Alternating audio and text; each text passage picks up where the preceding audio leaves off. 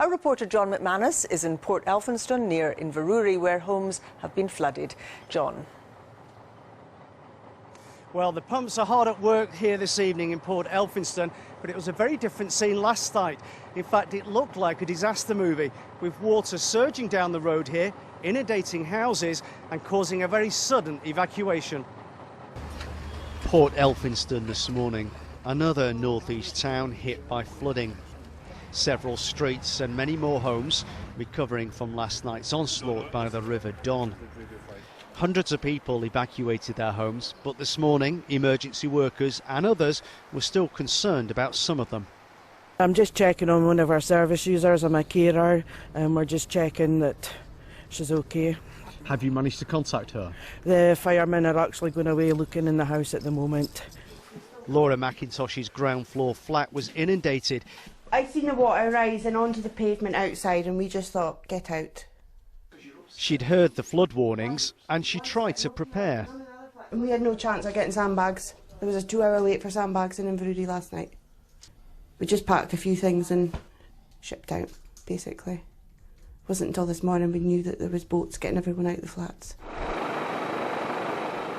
This is what she was escaping, the River Don sweeping through the town.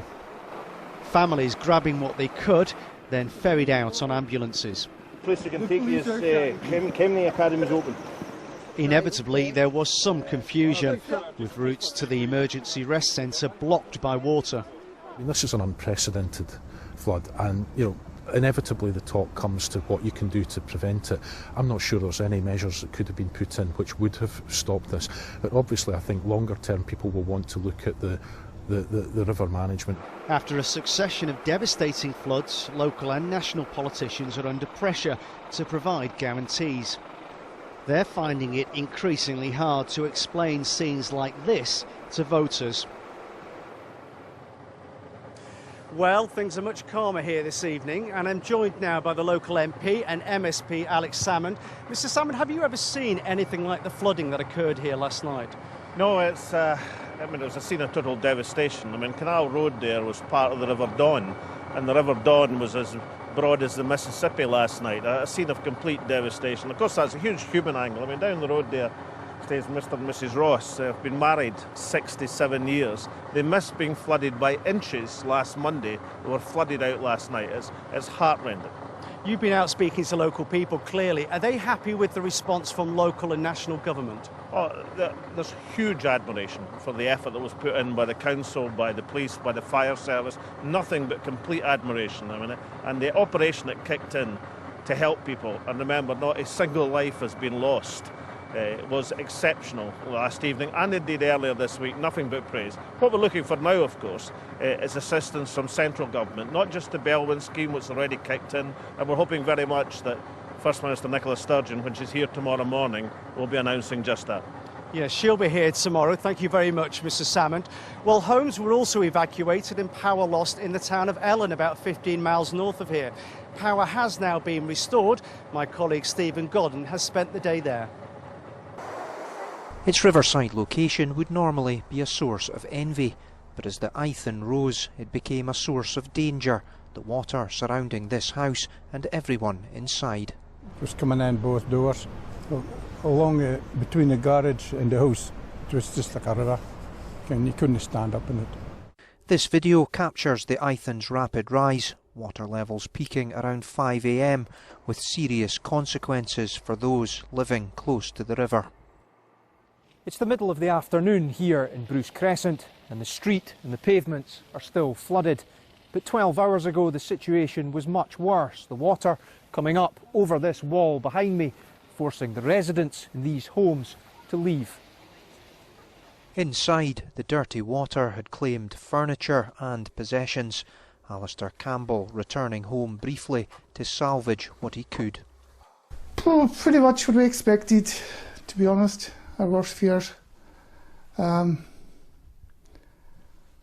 So at the moment we're just shell-shocked. We're just grabbing what we can before things start going mouldy. Having helped evacuate scores of homes, firefighters turned their attention to Ellon's power supply, A flooded substation left around 150 houses without any electricity. How is it in the house? What kind of morning's it been? Well, I've just living my own. It has been a good morning. From the town's main bridge, the sights were so unusual they drew a crowd, among them local school children who were all given an unexpected day off. Our school was nearly flooded. It was? Yeah. So what have you done instead? We went for a walk. And has that been better than going to school? Yeah. The worst over, people here and across the northeast are left to pick up the pieces, hoping this unwanted spectacle doesn't return. John, it's been really distressing, obviously, for the householders in Ellon and Port Elphinstone, but the floods have had an impact right across the northeast, haven't they?